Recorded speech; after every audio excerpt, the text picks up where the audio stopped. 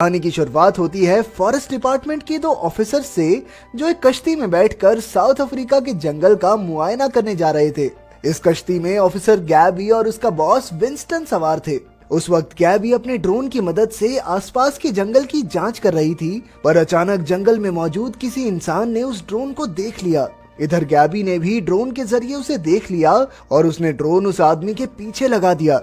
लेकिन जैसे ही ड्रोन उस इंसान के करीब गया तो उसने जोरदार वार करके ड्रोन तोड़ दिया। अब जंगल में घुसकर ड्रोन को वापस लाना खतरे से खाली नहीं था, लेकिन गैबी ड्रोन को यूं ही छोड़कर आगे नहीं बढ़ सकती थी।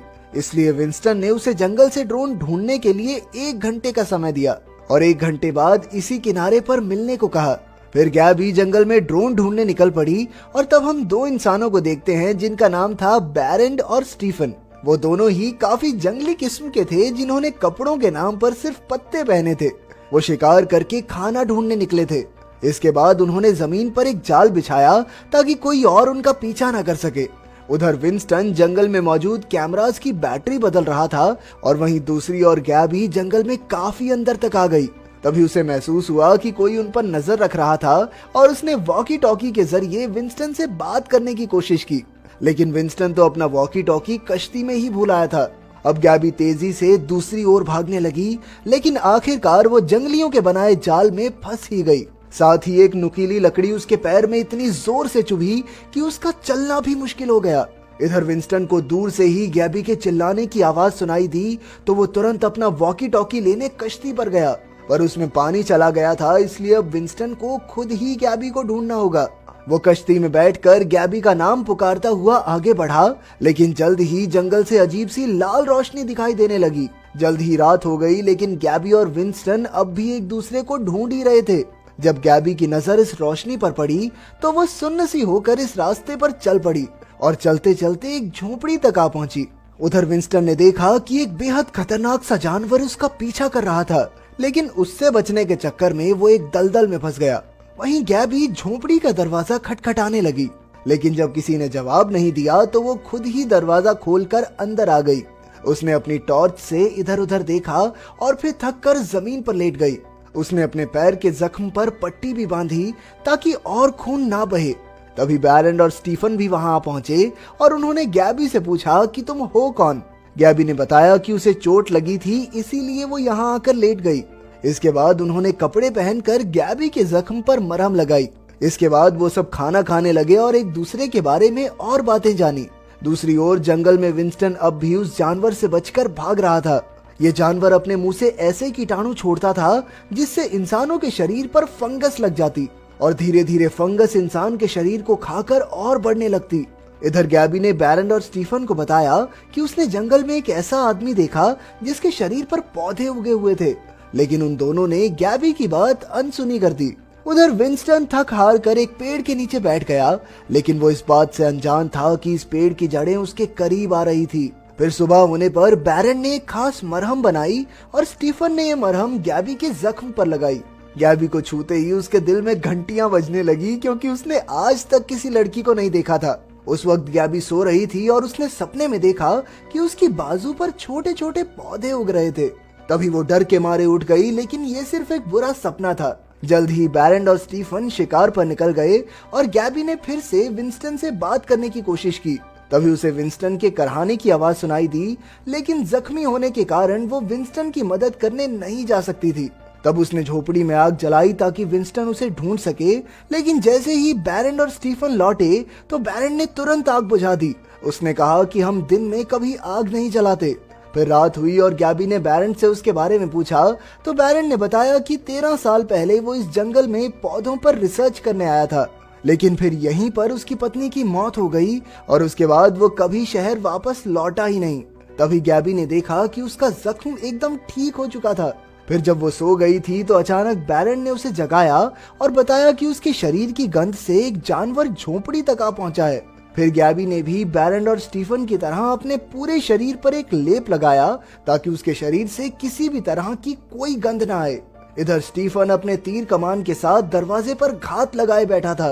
जल्द ही इस जानवर की जड़ें गैबी की ओर बढ़ने लगी, लेकिन ऐन वक्त पर बैरन ने अपने चाकू से उन्हें काट डाला। इससे वो जानवर गुस्से में तिलमिला उठा और दरवाजा तोड़कर अंदर घुस आया। ये काफी वहशी और अजीब सा जानवर था, जिसका शरीर तो एकदम इंसानों जैसा था, लेकिन उसके पूरे शरीर पर पौधे उगे हुए थे। इसी वजह से वो कुछ भी देख नहीं सकता था और सिर्फ अपनी सुनने की शक्ति के भरोसे ही वार करता। अब वो गैबी पर हमला करने ही वाला था कि बैरन ने बिना समय गवाए एक जोरदार वार से उसे मौत के घाट उतार दिया। उसका खून गैबी पर गिर गया और इस खतरनाक मंजर को देखकर उसकी रूह कांप उठी।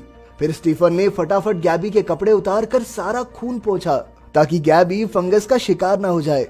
इसके बाद बैरन उस जानवर का खून जलाने लगा और गैबी को सच बताया।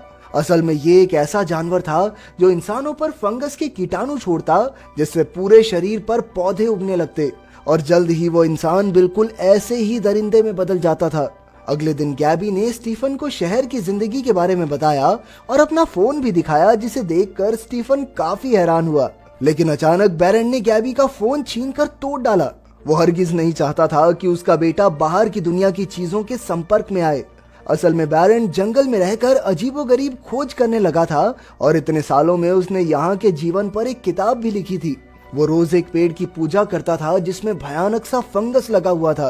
पूजा करने के बाद वो पेड़ के 2 मशरूम तोड़कर एक खुद खाता और एक स्टीफन को खिला देता। उसका मानना था कि ये पेड़ का प्रसाद है, जिससे उसके शरीर पर फंगस नहीं लगता। इसके बाद जब वो घर लौटे तो उन्होंने देखा कि गैबी के शरीर पर भी फंगस बढ़ने लगा था। इसलिए बैरन ने उसे वापस लौट जाने को कहा। लेकिन स्टीफन को गैबी से लगाव हो गया था और वो जानता था कि ये फंगस ऐसे नहीं छूटेगा। खैर, बैरन जबरदस्ती गैबी को जंगल से बाहर छोड़ने चल पड़ा, पर रास्ते में अचानक गैबी को विंस्टन की टॉर्च दिखाई दी। अब वो विंस्टन की खोज में तुरंत दूसरे रास्ते पर भागने लगी, लेकिन कुछ दूर जाते ही उसके पैर वहीं जम गए। उसकी आंखों के सामने विंस्टन पड़ा था, जिसके शरीर के हर हिस्से में पौधे उग चुके थे। हालांकि वो अब भी जिंदा था, पर उसने गैबी से कहा कि मैं मरना चाहता हूँ। लेकिन गैबी फूट फूट कर रोने लगी और उसने कहा कि वो विंस्टन को हॉस्पिटल लेकर जाएगी। पर बैरन ने उसे समझाया कि इसका कोई इलाज नहीं और जल्द ही विंस्टन भी उसी वहशी जानवर में बदल जाएगा। आखिरकार उसने एक तीर विंस्टन के मुंह में रखा और उसकी जान ले ली। तभी अचानक उन्हें उसी जानवर की आवाज सुनाई दी, इसलिए गैबी और बैरन दौड़कर फिर से झोपड़ी में लौट आए। रात को गैबी ने देखा कि उसकी टांगों पर फंगस बढ़ने लगी थी और उसे देखकर स्टीफन काफी परेशान हो गया।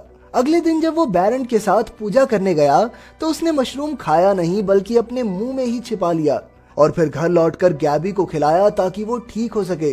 पर जल्द ही बैरन को इसकी भनक लग गई और उसने फिर से गैबी को वापस लौट जाने को कहा। लेकिन इस बार गैबी ने जाने से साफ इनकार कर दिया। धीरे धीरे स्टीफन और गैबी की नजदीकियां बढ़ने लगी, जिससे बैरन बिल्कुल खुश नहीं था। इधर गैबी ने जैसे तैसे अपना फोन जोड़ा और जंगल में लगे कैमरा की चिप डाली, जिसमें उसे वही वहशी जानवर दिखाई दिया। अब उसने बैरन से सारी बात की सच्चाई पूछी तो बैरन ने बताया कि 13 साल पहले उसकी पत्नी को इसी फंगस ने जकड़ लिया था और फिर वो धीरे धीरे एक पेड़ में बदल गई। तब से बैरन उसकी पूजा करने लगा और उसके मशरूम से ही आज तक वो और स्टीफन फंगस से बच पाए हैं। उसकी पत्नी भले ही एक पेड़ बन गई थी, पर वो अब भी जिंदा थी। और आखिरकार बैरन ने बताया कि उसकी पत्नी चाहती है कि वो स्टीफन की बलि दे दे, लेकिन बैरन अपने मासूम बच्चे को यूं ही कुर्बान नहीं कर सकता, इसलिए वो अपनी पत्नी के सामने गिड़गिड़ाता था। खैर, फिर गैबी ने स्टीफन को अपने साथ शहर चलने को कहा, लेकिन बैरन को ये हरगिज मंजूर नहीं था। इसलिए रात को गैबी ने चुपके से स्टीफन को उठाया और उसे अपने साथ लेकर चल पड़ी। पर जल्द ही बैरन ने उनका रास्ता रोक लिया और स्टीफन से कहा, तो तू अपने बाप को इस जंगल में अकेला सड़ने के लिए छोड़ जाएगा? इस पर स्टीफन का दिल पिघल गया और वो वापस अपने पिता के साथ चल दिया। लेकिन गैबी को शक था कि स्टीफन बैरन के साथ सुरक्षित नहीं है, इसलिए वो भी उनका पीछा करती झोपड़ी तक आ गई। जैसे ही बैरन स्टीफन को लेकर निकला तो गैबी ने झोपड़ी में घुसकर तीर कमान चुराया और उस पेड़ तक आ पहुंची। उसने देखा कि बैरन ने स्टीफन को बांध दिया था और अब वो अपनी पत्नी को स्टीफन की बलि देने वाला था। स्टीफन बचने की कोशिश कर रहा था, लेकिन पेड़ की जड़ों ने उसे कसकर जकड़ लिया था। तभी गैबी ने उसे छुड़ाने की कोशिश की, लेकिन पेड़ ने उसे भी पकड़ लिया। पर जैसे तैसे स्टीफन उसके चंगुल से आजाद हो गया और उसने देखा कि बैरन गैबी को जान से मारने ही वाला था। उसने ऐन वक्त पर अपने पिता के सर पर जोरदार वार कर दिया। अब पेड़ की फंगस चारों ओर से बैरन की ओर बढ़ने लगी और स्टीफन उसे वहीं छोड़कर गैबी को लेकर भाग निकला। वो दोनों झोपड़ी में आकर छिप गए और फिर जब सुबह हुई तो बैरन ने फिर से पेड़ की पूजा की, लेकिन इस बार कोई फायदा नहीं हुआ। पेड़ बलि का भूखा था, इसलिए उसने बैरन को ही चुन लिया और धीरे धीरे उसके पूरे शरीर पर छोटे छोटे पौधे उगने लगे। वहीं झोपड़ी में गैबी के शरीर पर भी तेजी से पौधे उग रहे थे। कुछ ही दिनों में उसका पूरा शरीर फंगस से भर गया और आखिरकार गैबी ने स्टीफन को शहर जाकर एक नई शुरुआत करने को कहा। पर स्टीफन का दिल अब भी गैबी पर अटका हुआ था, लेकिन अब गैबी का बचना नामुमकिन था, इसलिए वो उसे अलविदा कहकर मजबूरन शहर की ओर निकल पड़ा।